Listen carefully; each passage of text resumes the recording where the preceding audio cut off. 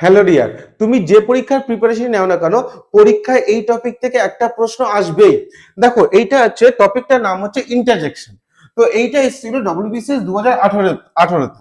তো দেখ, আমাকে বলেছে regret may be expressed by the following interjection.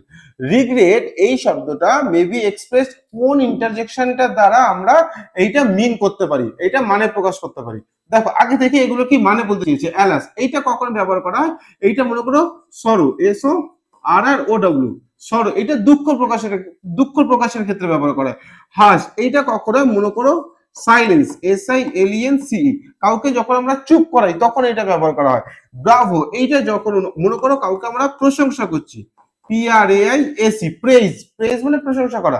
যখন প্রশংসা করি, বাহবা জানাই, তখন আমরা ব্রাভো শব্দটা ব্যবহার করি, ইন্টারজেকশনটা। এবার হুররে এইটা কখন হয়? যখন মনে করো আনন্দ, আমরা কোনো ম্যাচ জিতে গেছি বা কোনো আনন্দ, তখন আমরা এই হুররে এই ইন্টারজেকশনটা ব্যবহার করি। এইবার দেখো রিগ্রেট, রিগ্রেট মানে হচ্ছে দুঃখ প্রকাশ করা, আফসোস করা, অনুতাপ প্রকাশ করা। তখন আমরা এই রিগ্রেট শব্দটা মানে হচ্ছে দুঃখ প্রকাশ করা, অনুতাপ করা। তো রিগ্রেটের ক্ষেত্রে আমাদের অ্যান্সার হবে অ্যালাস। অ্যালাস হচ্ছে, অ্যালাস ইন্টারজেকশনটা কখন ব্যবহার করা হয়? দুঃখ প্রকাশের ক্ষেত্রে ব্যবহার করা হয়। তো এরকম ডব্লিউবিসিএস এর মোস্ট প্রিভিয়াস ইয়ারের মোস্ট ইম্পর্টেন্ট কোশ্চেন গুলো এই চ্যানেলে ডিসকাস করা হয়। কেমন? তো তোমরা অবশ্যই এই চ্যানেলে সাবস্ক্রাইব করে রাখো, যারা ইউটিউব থেকে দেখছো, আর যারা ফেসবুক থেকে দেখছো তারা অবশ্যই চ্যানেলটা ফলো করে রাখো, যাতে করে এরপরে যখন আমি কোনো ভিডিও আপলোড করবো তোমরা খুব ইজিলি পেয়ে যাও। আচ্ছা, আর বন্ধুদের মধ্যে অবশ্যই একটু শেয়ার করে দিও, আর লাইক আর কমেন্ট কিন্তু অবশ্যই করবে। ঠিক আছে, মন দিয়ে পড়াশোনা করো, তাহলে আমাদের পরের ভিডিওতে দেখা হচ্ছে।